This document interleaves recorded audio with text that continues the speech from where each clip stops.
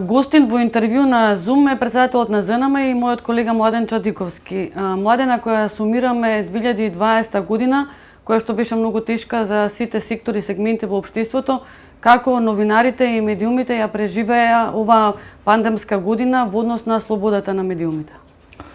Па, овде има повеќе елементи што се случија. Точно е дека беше тешка година, беше ново искуство за сите новинари и од аспект на професионалното известување и од аспект на слободата или транспарентноста на работењето на институциите. И мислам дека во таа работа новинарите во еден дел добро се снајдоа, во друг дел можеби не толку добро. Некои ја искористија пандемијата за да можат да направат и подобри истории, анализи, истражувања. Други пак можеби не успеа да се снајдат во тој еден нов систем на делување. Се на се ново искуство кое што многу ќе значи за понатаму за новинарите, но во однос на тоа како ако треба да ја поделиме годината, мислам дека на почетокот прво беше многу збунувачки за сите, нели, со сите оние централизирани вести, информации, пресконференции кои што практично немаат двонасочна комуникација. Едноставно сите ние новинарите зависевме од тоа што сакаат да го лиферуваат властите, за разлика од малку подоцна кога целата таа ситуација се отвори во еден дел и на барање на Сдруженијето на новинарите на Македонија, но и на останатите колеги со кои што ние комуницираме, па се овозможи таа цела комуникација меѓу новинарите, институциите, Министерството на здравство, владата да почне да се одвива двонасочно, макар што тоа беше преку апликациите, онлайн апликации на почетокот, подосна веќе откако се сменеа дел од протоколите, нели, можевме веќе да одиме и по пресконференции и да ги поставуваме и по директно прашањата. Така да што од тој аспект да, имаше проблеми во функционирањето, но можеби некои од нив беа и добре дојдени од аспект на тоа што сите ние свативме што можеме да направиме и што треба да направиме за да ја подобруваме таа транспарентност. Имаше поплаки од новинарите дека секогаш кога ќе бараат информации од институциите, изговор е дека еве пандемија е, не можеме да стасаме, па почекајте, па имајте, нели, разбирање. Дали имавте вие конкретно до ЗНМ поплаки од кои институции дека биле најзатворени во овој период? Да, точно тоа што го велиш, стравувам дека добар дел од институциите ја искористија пандемијата за да можат да ги подзатворат своите врати. Не сум сигурен дека тоа се однесува директно и на централната влада и на министерствата, меѓутоа сите оние помали, да речем, институции каде царуваат одредени директори кои што во одреден период танцуваат, да речам, со тие проблематични точки во своето работење, на некој начин, точно е тоа, ги подзатворија своите институции. Но поплаките од друга страна доаѓаат токму за главните, да речам, играчи во општеството, во смисла имавме поплаки дека не се објавуваат записници од седниците на влада, што подоцна повторно на наше барање почна да се исправа.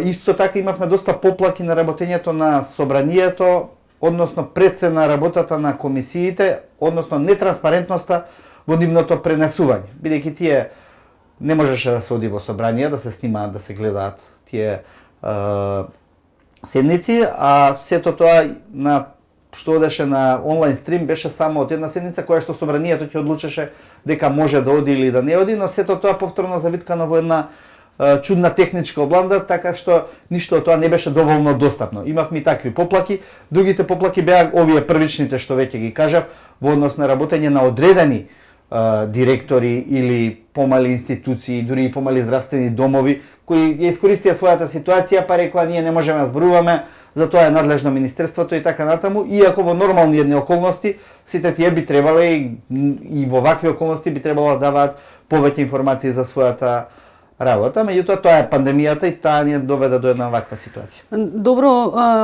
нетранспарентноста создава и амбиент за дезинформации, за кои што не секогаш се виновни новинарите. бидејќи нели особено во пандемија сакаат да известуваат во име на граѓаните и да информираат јавноста. Вие лани ЗНМ и Советот за етика во медиумите подпиша, односно формираше еден регистар на професионални медиуми со цел да се заштитиме од натрапниците во новинарството, лажните вести, да почне еден процес на саморегулација. Подпишавте и еден меморандум за соработка со Стопанската комора. Имате ли поддршка со оглед дека гледаме каде се рекламираат најголемите, особено најголемите фирми кои што треба да бидат општествено одговорни? Па, тоа е еден од главните проблеми што ги детектиравме во функционирањето на Промедија. Значи, добрата работа е што навистина имаше голем интерес за Промедија од страна на порталите. Значи, ЕСНАФ го поддржа овој процес, го поддржа и Стопанската комора на Македонија и во одреден дел Стопанската комора одигра добра улога во овој процес, особено на почетокот. Но онак што останува како проблем, што мислам дека не е директно во врвот на Стопанската комора, е што добар дел од компаниите продолжуваат со своите стари навики да рекламираат и на места каде што тоа не би требало да го прават, бидејќи на тој начин промовираат неквалитетно, непрофесионално, неетично новинарство.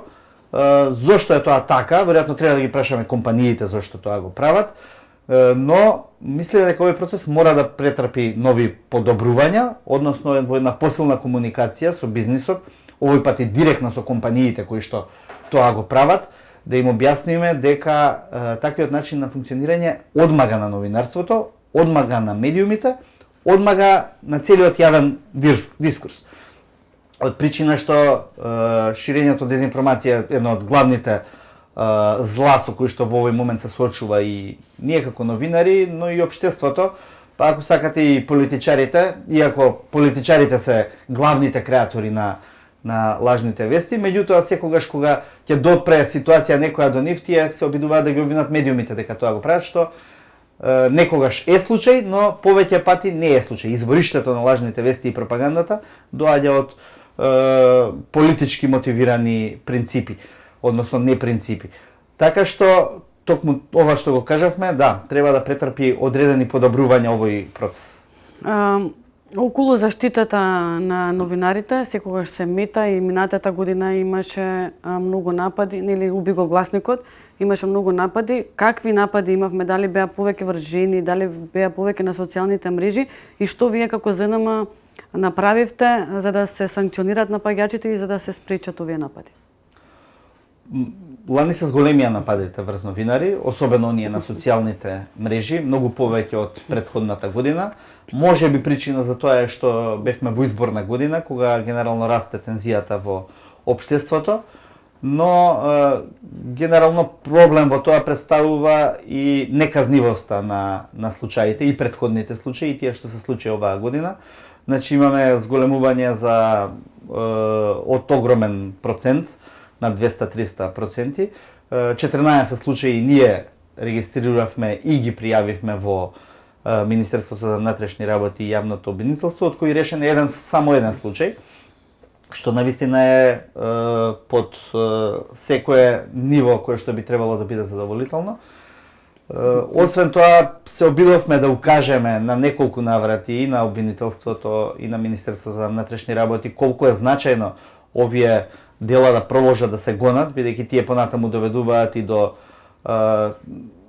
можност за физички атак врз новинарите ако продолжат, бидејќи се охрабруваат насилниците, тоа е едно, второ влијае врз самата слобода на медиумите и на говорот, бидејќи нормално е кога ви под закана физичкиот интегритет, дека тоа може да доведе до цензура или само цензура.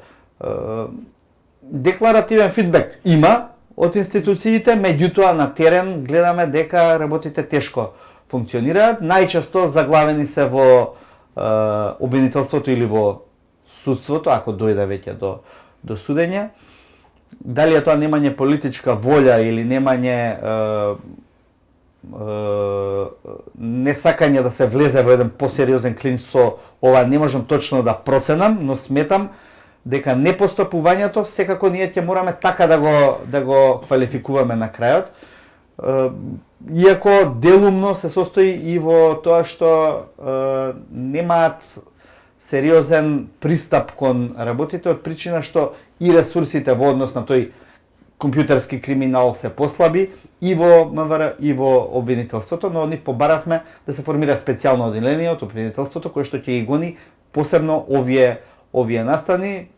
Имаме позитивен одговор, но тоа гледаме не функционира најбрзо. Последно зашто реагиравте и вие и другите исламски здруженија на крајот на годината беше најавата од премиерот Заев за укинување на членот 102 од Законот за аудиовизуелни медиумски услуги, со кој што повторно би се дозволило финансирање на медиумите од државни пари, односно рекламирање на институциите во медиумите.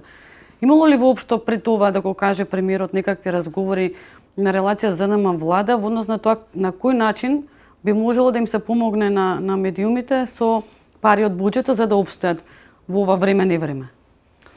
Околу тој член 102 подолго време се збори и тука постои еден притисок и од локалните и регионални медиуми во однос на тоа што тие сакаат тој да биде иземен.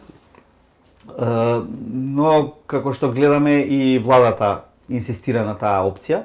Ние принципиално сме против таков тип на финансирање на медиумите, иако мора да кажеме сите дека локалните и регионалните медиуми се од извонредно значење.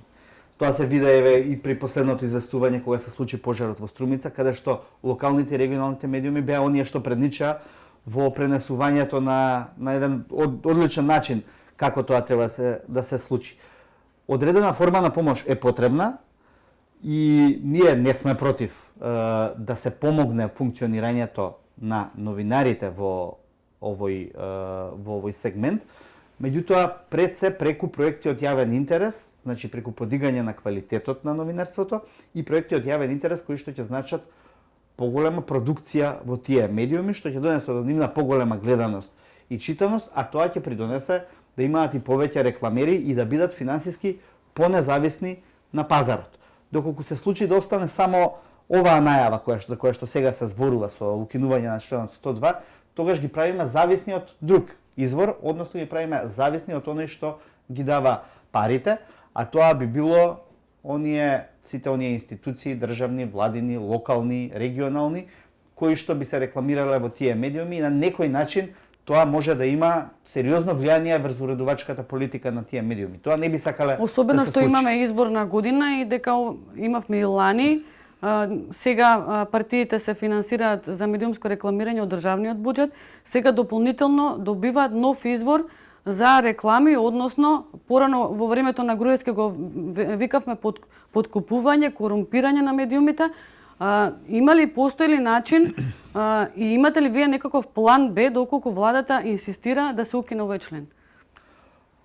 Ние очекуваме наредните денови да разговараме со повеќе еснафски здруженија во однос за начинот на кој што ќе го изменаџираме целиот овој процес.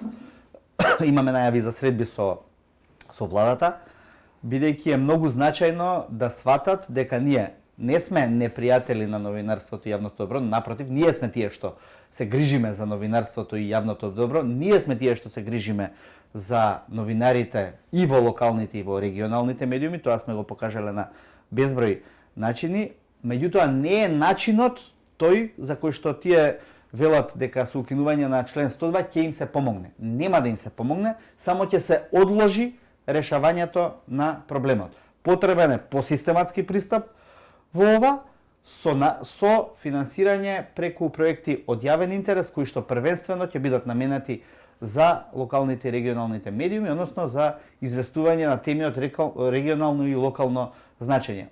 Ова на некој начин ќе доведе до ситуација да имаме навистина многу поквалитетно известување во овој сегмент, а со самото тоа ќе и го подигнеме кредибилитетот на тие медиуми. Тоа е она што сега ни е неопходно.